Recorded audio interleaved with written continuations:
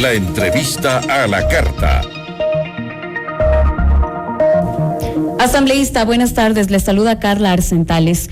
Después de lo que vimos el día de ayer, si bien es cierto todo el bloque de la izquierda democrática votó para la censura a Pablo Celi, ¿usted cree que hubo intereses tal vez de otras bancadas en este juicio político, a pesar de que la votación fue unánime?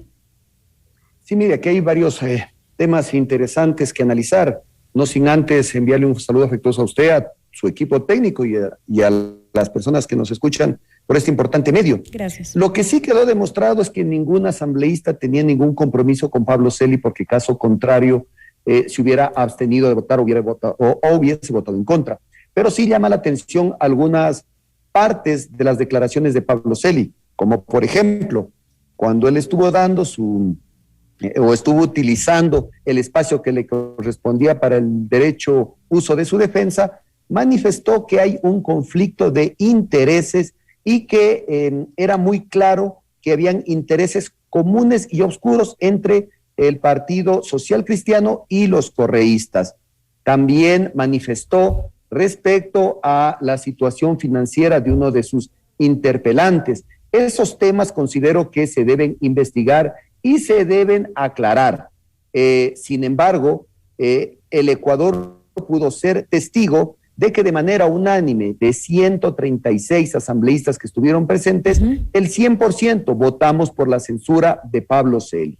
Hoy considero es importante mencionar que se ha dado un mensaje de que esta nueva asamblea va a estar pendiente del cumplimiento de la ley de todas las instituciones públicas y los funcionarios públicos.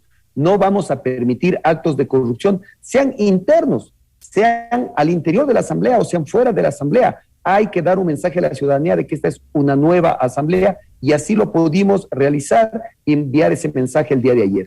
Ahora, ¿qué va a pasar con los demás personajes implicados en la corrupción que ha existido en la Contraloría General del Estado? Usted mencionó el día de ayer que no solamente se trata de investigar, se necesita ir más allá en estos momentos. Sí, efectivamente, hay que reconocer que la Comisión de Fiscalización realizó un amplio trabajo y que se detectó que hay más implicados en esta red de corrupción y la Asamblea llegó hasta donde la ley le faculta.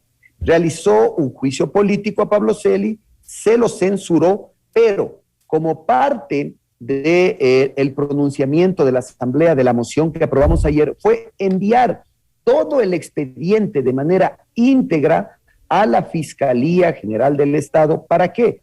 Para que sea una herramienta más y poder indagar sobre las presuntas implicaciones de otros actores. Ese es un aporte importante de la Asamblea, de la Comisión, porque el juicio político, ¿hasta dónde puede llegar? En primer lugar, la destitución del funcionario público. En este caso, recordemos que Pablo Celi había ya renunciado el 12 de julio, formalizó su renuncia o fue admitida por el Consejo de Participación Ciudadana y por lo tanto ya no cabía el solicitar su renuncia, pero sí se lo censuró por incumplimiento de funciones. Hasta ahí. Pero esto no es suficiente. El pueblo ecuatoriano siempre va a necesitar que se lleguen a las últimas consecuencias. ¿Qué es lo que compete hoy día a la justicia ordinaria? Seguir el proceso judicial. Hoy él está siendo investigado, está en prisión preventiva, se lo investiga por delincuencia organizada y consideramos que hay suficientes pruebas para que la Fiscalía ya impulse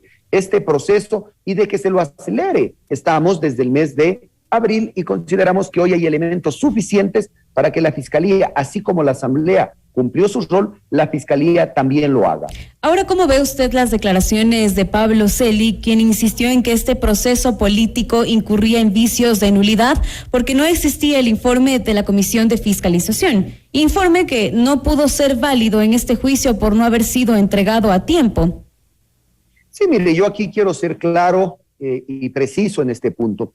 Nosotros actuamos apegados a la ley. Es verdad que hubo una falla muy grave por parte de la Comisión de Fiscalización y el informe en donde se recomienda el archivo o el impulso del juicio político no se presentó.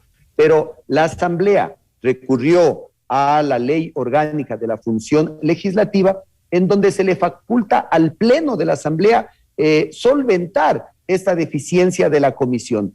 Es verdad que se presentó ese problema, pero en ningún momento eso puede invalidar este proceso judicial. ¿Qué más argumentó Pablo Celi? Que no se le ha dado el espacio o los mecanismos suficientes para poder realizar su derecho a la legítima defensa. Pero justamente el día de ayer, 16 de agosto, Pablo Celi tuvo 3 horas para responder y desvanecer todas las pruebas que sus interpelantes habían planteado. Es decir, se cumplió con la formalidad de que él haga el derecho a la réplica también. El derecho, primero la defensa, y posteriormente de las 3 horas, los interpelantes hacían una réplica y él hacía una contrarréplica. Es por eso que este proceso nos llevó aproximadamente 13 horas y garantizamos de esta manera que se cumplan los procesos de manera adecuada. Es decir, por ese camino no hay nada que hacer.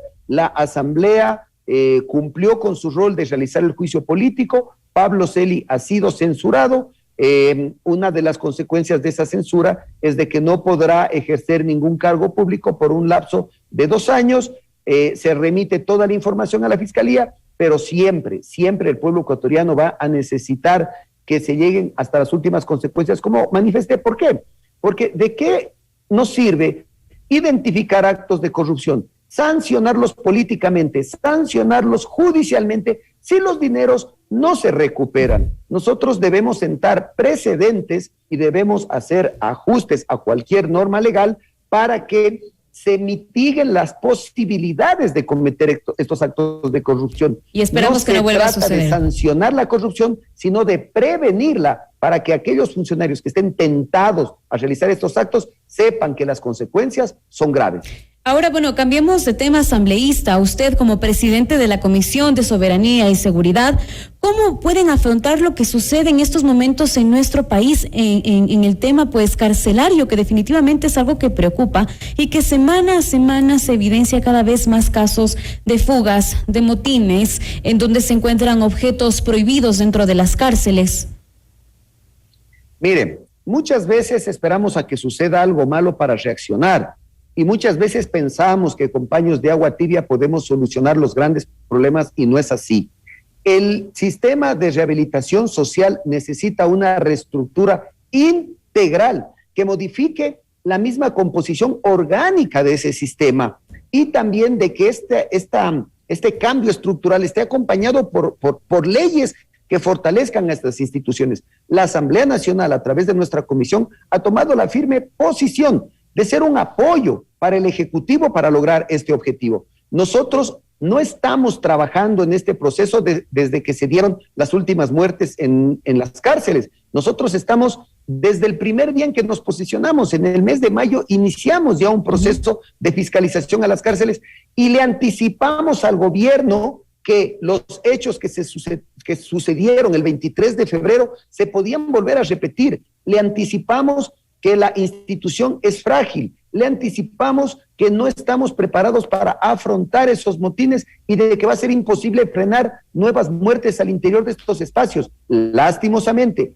el gobierno no nos escuchó y cuando estos hechos se suscitaron, el gobierno reacciona, hace algunos cambios que son mínimos y nuevamente se vuelven a repetir hechos como los que pasaron hace pocos días en el Oro y que hoy se están pagando las consecuencias. Es decir, el cambiar una autoridad no soluciona los problemas. El militarizar o el permitir que la fuerza pública entre a estos espacios a hacer controles ayuda, pero el problema de fondo no se resuelve. Por lo tanto, nosotros, a través de este medio, nuevamente hacemos un llamado al presidente de la República, tal como lo hicimos por escrito, de que tiene que tomar acciones y cambios integrales, que la Comisión de Soberanía, Integración y Seguridad está predispuesta a darle todas las herramientas y también las propuestas que nosotros tenemos para que se dé ese cambio integral. ¿Por qué cree usted que hasta el momento no se ha firmado un decreto después de ya haber declarado en crisis el sistema carcelario de nuestro país? Ya ha pasado un mes.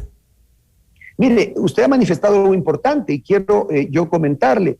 Primero, el presidente tenía muchas dificultades para declarar estado de emergencia en las cárceles porque la Corte Constitucional ya dictaminó de que el declarar estados de emergencia no es procedente porque eso no soluciona los problemas. Lo que sí se hizo fue que el SNAI como institución se declaró en emergencia, que le permite hacer algunos movimientos presupuestarios principalmente para arreglar algunos problemas, pero eso no es suficiente. Mire, la máxima autoridad de las cárceles es un representante del presidente que preside el organismo técnico, así se llama. Organismo técnico es quien dirige y es el responsable de todo el sistema penitenciario. De hecho, perdón que lo interrumpa.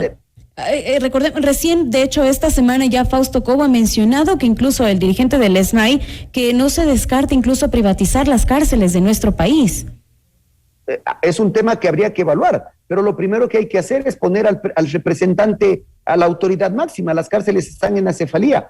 Fausto Cobo, con quien hoy tarde esta comisión tiene una reunión para volver a evaluar este tema, vamos a plantearle estas necesidades urgentes. Tiene que nombrarse el máximo representante, la autoridad máxima de las cárceles. La alternativa que ha mencionado el coronel Cobo muchas veces ha rondado. Hay que evaluar si la privatización es lo más apropiado, porque, insisto, hay problemas de fondo, como el hacinamiento, que hay que darle una salida, la infraestructura, que es totalmente inadecuada, la ausencia de un proceso de rehabilitación. Estos tres temas son graves.